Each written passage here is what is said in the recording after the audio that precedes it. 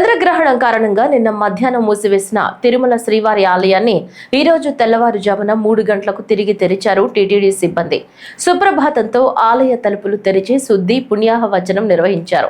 అనంతరం తోమాల సేవ, కొలువు, పంచాంగ శ్రవణం, అర్చన సేవలను ఏకాంతంగా నిర్వహించారు. తదుపరి ఉదయం 6 గంటలకు శ్రీవారి దర్శనానికి భక్తులను అనుమతించారు.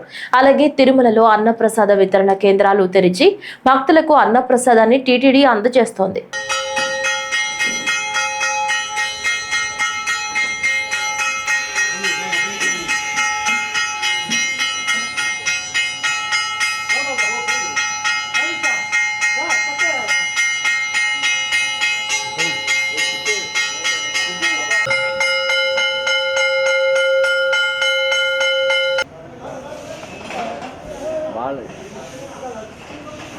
అవన్నీ కాదు సార్, ఏకాంతం ఇప్పుడు రాజధాని